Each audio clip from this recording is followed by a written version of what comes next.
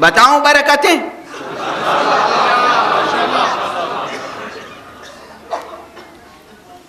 خود نہ بتاؤں، بہتر یہ ہے کہ حضرت امیر المؤمنین علی ابن ابی طالب علیہ الصلاۃ والسلام کی حدیث کے حوالے سے عرض کروں۔ مضمون حدیث یہ ہے کہ جناب امیر علیہ السلام مسجد کوفہ میں تشریف فرمائے، آپ کی عمارت ظاہری کا زمانہ ہے،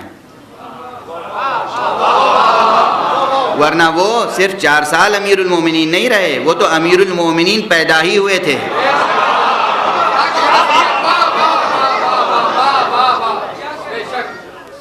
وہ بعد میں امیر المومنین نہیں بنے ہیں،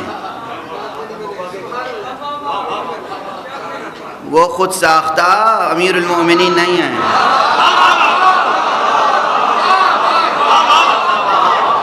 نہ دنیا ساختہ امیر المومنین ہے، نہ سیاست ساختہ امیر المومنین ہے، نہ ساختہ امیر المومنین ہے، نہ سوختہ امیر المومنین، وہ خدا ساختہ امیر المومنین۔ تمام مسلمان بڑے محدثین کے ہاں بھی یہ حدیث مل جائے گی کہ انہوں نے کہا رسول اللہ نے صلی اللہ علیہ وآلہ وسلم خود روز غدیر تمام حاضرین کو، جو تقریباً 1 لاکھ سے زائد تھے، 1,20,000 حاضرین کو حکم دیا، سلموا علی علی بامرۃ المؤمنین، جاؤ علی پہ سلام کرو یہ کہہ کر السلام علیک یا امیر المؤمنین۔ علی وہ امیر المومنین ہے جو رسول کی موجودگی میں امیر المومنین۔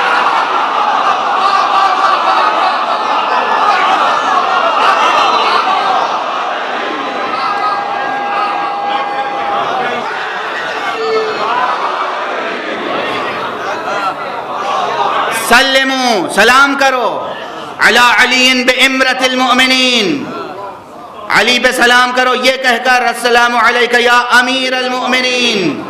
رسول نے اپنی زندگی میں کہا امیر المؤمنین کہو انہیں۔ تو اس لیے یہ امیر پہلے بھی تھے، بعد میں بھی تھے۔ جب یہ گھر میں خاموش بیٹھے ہوں تب بھی امیر المؤمنین ہیں، جب یہ جنگ میں ہوں تب بھی امیر المؤمنین ہیں، یہ صلح کر لیں تب بھی امیر المؤمنین ہیں۔ یہ امیر المؤمنین ہیں، چاہے صلح نامے میں امیر المومنین مٹا دیں تب بھی امیر المومنین، جیسے رسول اللہ ہیں، چاہے وہ جنگ کی حالت میں ہو یا صلح کی حالت میں ہو، جنگ میں ہو یا امن میں ہو، سفر میں ہو یا حضر میں ہو، زمین پر ہو یا قاب قوسین و ادنیٰ کی منزل پر ہو، رسول اللہ ہیں، چاہے صلح نامے میں مٹا دے رسول اللہ مگر رسول اللہ ہیں۔ اسی طرح امیر المومنین ہے۔ لیکن یہ واقعہ آپ کی عمارت ظاہری کا واقعہ ہے۔ مسجد کوفہ میں ابن عباس تشریف فرمائے، کچھ لوگ آئے، یا امیر المومنین، اب کی ہمارے ہاں دور دراز صوبوں سے بہت بڑی مملکت تھی، یا امیر المومنین ہمارے ہاں آپ کی بارش نہیں ہوئی۔ امام نے فرمایا جاؤ کثرت سے استغفار کرو۔ چلے گئے، کچھ ہی دیر میں کچھ اور لوگ آئے، یا امیر المؤمنین ہمارے ملک میں اقتصادی کساد بازاری ہے، بازار ٹھنڈے اور مندے پڑے ہوئے ہیں، اقتصادی حالت بہت بری ہے، کہا جاؤ کثرت سے استغفار کرو۔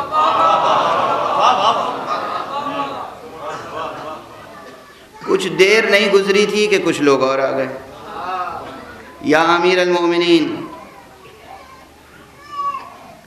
ہم ایسی جگہ رہتے ہیں کہ جہاں پر کچھ لوگوں سے آویزش ہے اور ہم کمزوری محسوس کرتے ہیں، بہت کمزور ہیں، قوت نہیں ہے ہمارے پاس، افرادی قوت بھی نہیں ہے، ویسے بھی قوت نہیں ہے، کہا جاؤ کثرت سے استغفار کرو۔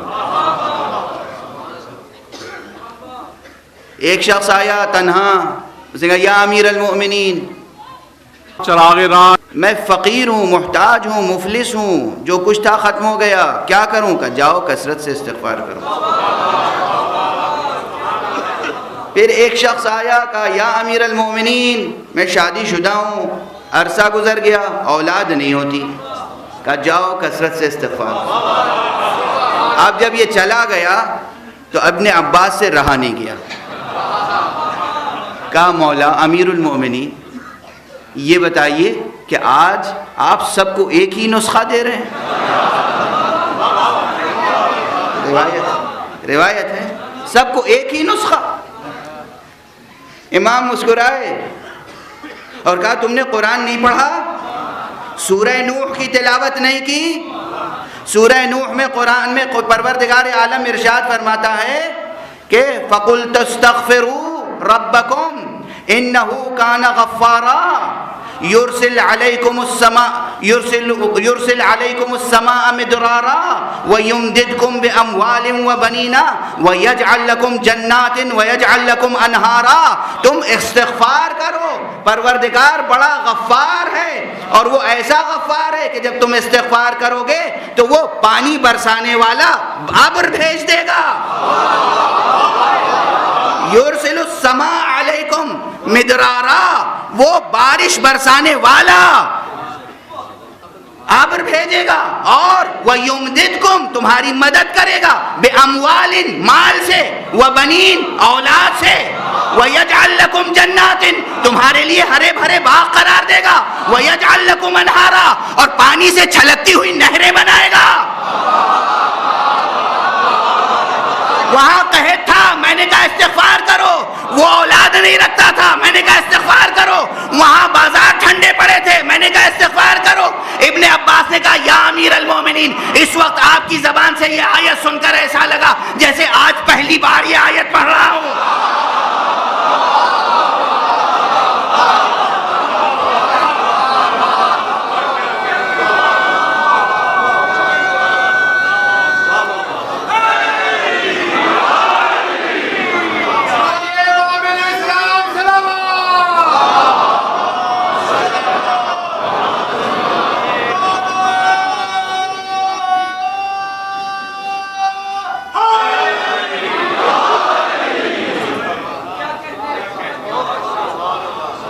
قرآن حدیث استغفار کی برکتیں ہیں. استغفار، اولاد نہیں ہے استغفار کرو، گناہگار نہیں ہو تو استغفار کرو، گناہگار ہو تو استغفار کرو، افلاس ہے تو استغفار کرو، معاشرتی مسائل ہیں تو استغفار کرو، سیاسی مسائل ہیں تو استغفار کرو، اپنے لیے استغفار کرو، اپنے دوستوں کے لیے استغفار کرو، پوری مسلم امہ کے لیے استغفار کرو، تمام انسانوں کی بھلائی کی خاطر استغفار کرو. استغفار بڑا وظیفہ ہے. خدا پر یقین کے ساتھ، شفاعت محمدیہ صلی اللہ علیہ وآلہ وسلم پر یقین کے ساتھ استغفار. اور اس آیت کے معنی سمجھے آپ؟ عام طور پہ لوگ استغفار کا مفہوم یہ سمجھتے ہیں کہ گناہ ہو گیا ہے، اللہ ناراض ہوگا تو قیامت میں بڑی سختی ہوگی، جہنم میں نہ جانا پڑے، اس لیے استغفار ہے. استغفار اس دنیا کی نعمتوں کے لیے بھی استغفار ہے. اس آیت کی روشنی میں عرض کر رہا ہوں، اور یہ بات ایک سے زائد مقامات پر قرآن مجید میں. سورہ ہود کی آیتیں پڑھ لیجئے. یا قوم استغفروا ربکم ثم توبوا الیہ یرسل السماء علیکم مدرارا ویزدکم قوتا بعد قوت مع قوتکم. تم استغفار کرو، اللہ تمہارے اوپر بارش برسانے والا بادل بھیجے گا اور تمہاری قوت میں اضافہ کرے گا. اسی سورہ مبارکہ ہود کے شروع میں ایک آیت اور ہے، وَأَنِ اسْتَغْفِرُوا رَبَّكُمْ ثُمَّ تُوبُوا إِلَيْهِ. استغفار کرو رب سے اور توبہ کرو رب کی بارگاہ میں. اس کا نتیجہ کیا ہوگا؟ يُمَتِّعْكُمْ مَتَاعًا حَسَنًا إِلَىٰ أَجَلٍ مُّسَمًّى. یہ زندگی جب تک تمہیں اس دنیا میں دی ہے اللہ نے تمہیں متاع حسن عطا فرمائے گا، یعنی متاع دنیا سے مالا مال کرے گا. وَيُؤْتِ كُلَّ ذِي فَضْلٍ فَضْلَهُ، اور ہر نیکی کرنے والے کو اس کی نیکی کا پورا اجر دے گا، یعنی اس دنیا میں بھی آخرت میں بھی. توجہ ہے؟ قرآن مجید پہ یقین ہے؟ استغفار کی برکتیں ہیں یہ. بارش نہیں رکے گی، تمہاری دنیاوی زندگی کی نعمتیں کم نہیں ہوں گی. یمتعکم متاعا حسنا الی اجل مسمی. اللہ اکبر. ایک جملہ کہوں، اس دنیا کو قرآن مجید ہی نے متاع غرور بھی کہا ہے. متاع غرور. یہی قرآن اسی دنیا کو متاع حسن بھی کہہ رہا ہے. متاعا حسنا معنی یہ ہے کہ اگر خدا کو چھوڑ کر، توحید کا راستہ چھوڑ کر اپنے ذرائع سے دنیا لی تو وہ متاع غرور ہے. اور اگر توحید پر ثابت قدم رہتے ہوئے اللہ کے ذریعے سے، ان وسیلوں کے ذریعے سے جو اللہ نے مقرر کیے ہیں، استغفار کے سہارے سے دنیا لی، یہی دنیا متاع حسن بن جائے گی. متاع حسن. مایوس نہ ہو رحمت الہی سے. دنیا بھی آپ کے ہاتھ میں رہے گی، آخرت بھی آپ کے ہاتھ میں رہے گی. ایک وسیلہ استغفار بشرط یقین شفاعت. شفاعت مصطفیٰ، شفاعت اہل بیت مصطفیٰ، شفاعت سید الشہداء امام حسین علیہ السلام.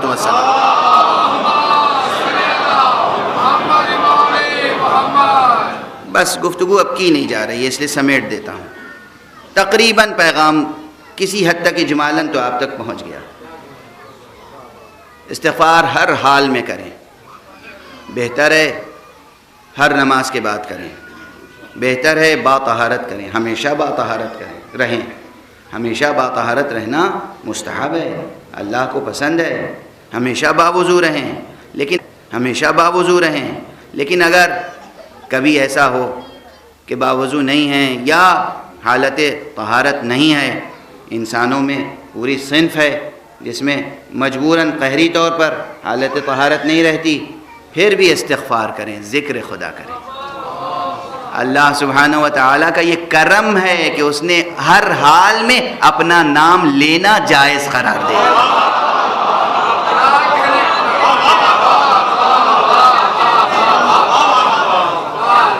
یہ اس کا کرم ہے، اس کا لطف ہے، اس کی عنایت ہے، کمال رحمت ہے کہ ہر حال میں مجھے پکار سکتے ہو.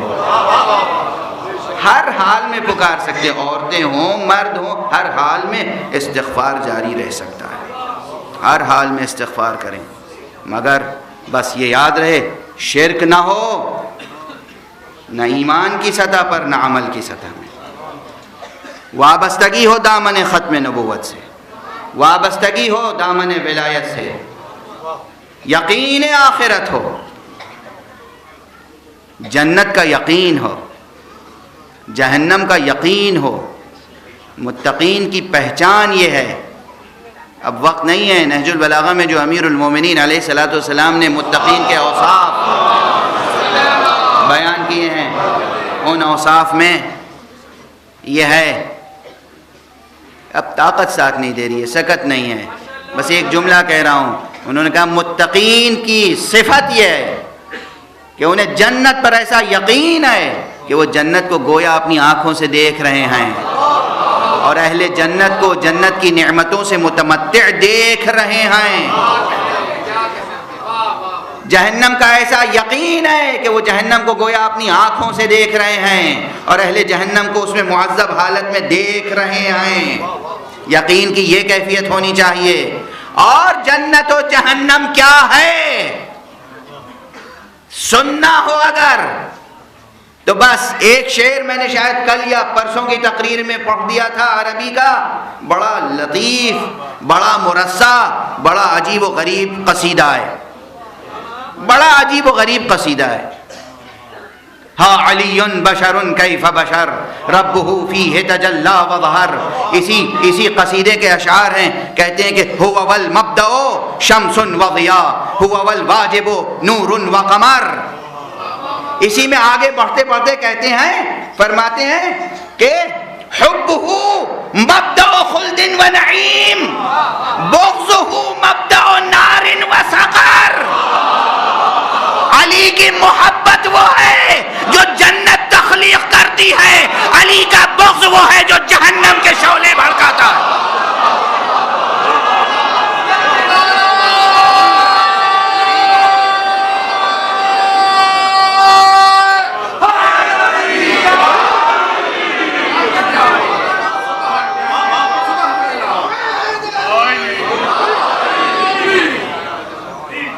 حبہ مبدأ خلد و نعیم، حبہ مبدأ خلد و نعیم، بغضہ مبدأ نار و سقر۔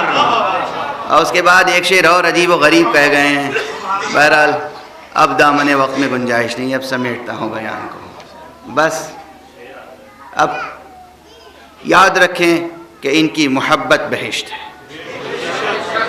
ان کا بغض وہی جہنم ہے۔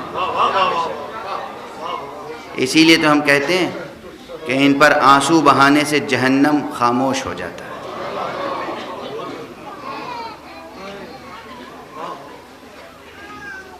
ان کے غم میں آنسو بہانے سے شعلہ جہنم سرد پڑ جاتا ہے۔ بس کب تک فضائل پڑھیں گے، کب تک فضائل سنیں گے؟ ان کے فضائل ہی کا سلسلہ جب دراز ہوتا ہے تو مصائب تک پہنچ جاتا ہے۔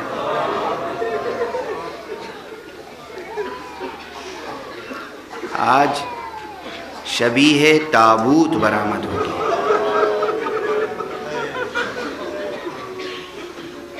شبیہ تابوت، کس کی شبیہ تابوت؟ اس مظلوم کی شبیہ تابوت جسے اپنے بابا کا تابوت اٹھانا نصیب ہو۔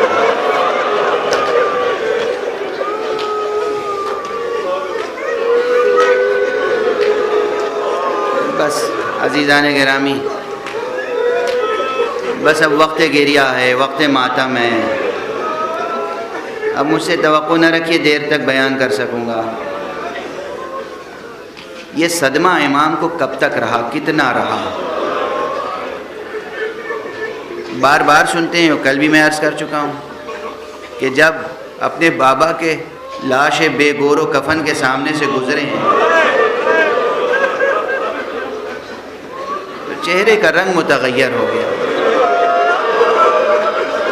اور ایسا متغیر ہوا کہ بی بی زینب کو کہنا پڑا، بیٹا اپنے کو سنبھالو، ایسا لگتا ہے کہ روح تن سے جدا ہو جائے گی۔ جملہ کیا کہا؟ پھوپھی اماں آپ ہی انصاف کریں، جس کا جوان بیٹا موجود ہو، اس کے بابا کا لاشا بے گور و کفن پڑا ہے۔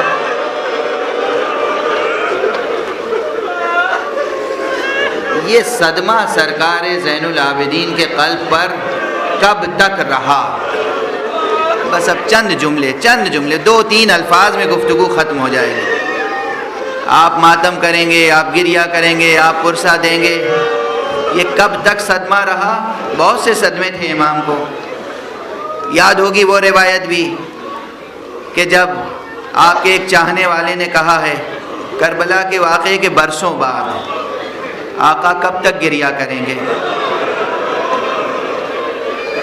تو امام نے کیا فرمایا؟ تم نے انصاف نہیں کیا، انصاف نہیں کیا۔ یعقوب نبی تھے، پیغمبر تھے، یعقوب کو معلوم تھا علم نبوت کی بنا پر کہ یوسف زندہ ہیں، مگر 12 بیٹوں میں سے ایک یوسف نگاہوں سے اوجھل ہو گئے تھے، تو اتنا گریہ کیا کہ آنکھیں بے نور ہو گئیں، آنکھیں سفید ہو گئیں۔ میری نگاہوں کے سامنے تو 18 یوسف ذبح کر دیے گئے۔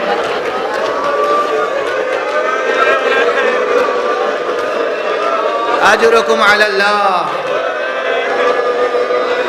خدا آپ کی آنکھوں کو ہمیشہ پر نور رکھے۔ یہ آنکھیں جو یہاں گریہ کر رہی ہیں، یہی آنکھیں آخرت میں روشن ہوں گی۔ یہی آنکھیں قیامت میں روشن رہیں گی. آپ کی آنکھوں کا نور کبھی کم نہیں ہوگا، نور معنوی بڑھتا چلا جائے گا. اس چاہنے والے نے پھر کہا آقا اللہ کی راہ میں قتل ہو جانا تو آپ کے خاندان کی سیرت رہی ہے. یہ جملہ سن کے تڑپ گئے. ہاں ہاں، اللہ کی راہ میں شہید ہو جانا ہماری سیرت ہے، مگر ماں بہنوں کا بے ردا رسن بستہ بازاروں سے گزارا جانا، درباروں میں لے جایا جانا، زندانوں میں رکھا جانا، یہ ہمارے خاندان کی سیرت نہیں ہے.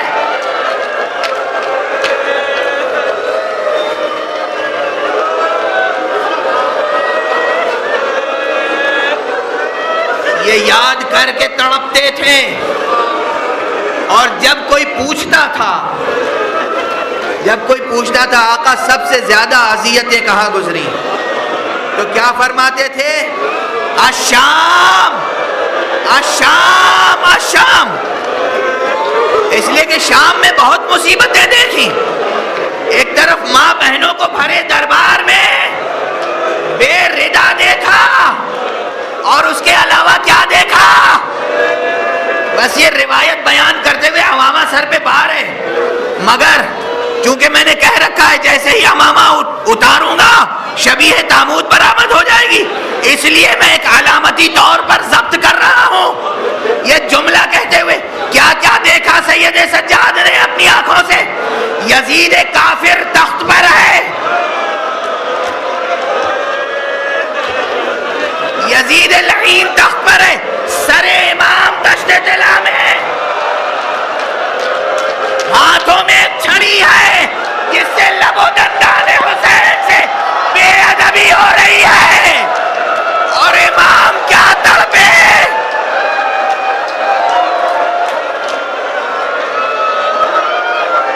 دربار میں بھی کچھ ایسے موجود تھے جنہوں نے کہا او یزید ہم نے اپنی آنکھوں سے دیکھا ہے رسول اللہ ان لبو دندا کو بوسا دیا کر. یہ سب سجاد نے دیکھا،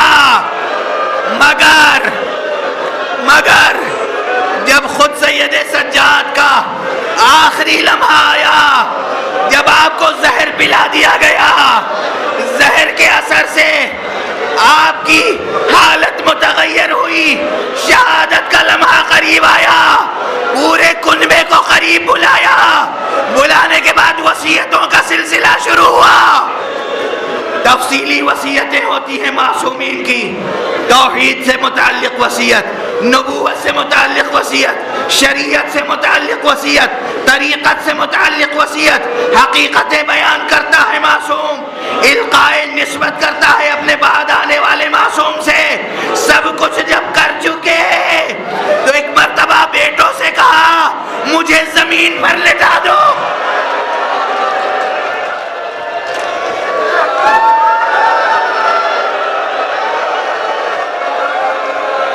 بیٹوں نے کہا بابا ارے جسم بہت کمزور ہے، بہت نحیف ہے، زمین پر کیسے لٹا دیں؟ کہا نہیں ہمیں زمین پر لٹا دو، زمین پر لٹا دو. بچوں نے تخت سے اتار کے زمین پہ لٹانا چاہا، کہا یہ فرش ہٹا دو، مجھے خاک پر لٹاؤ. بچوں نے کہا بابا خاک پر لیٹنے کا سبب کیا ہے؟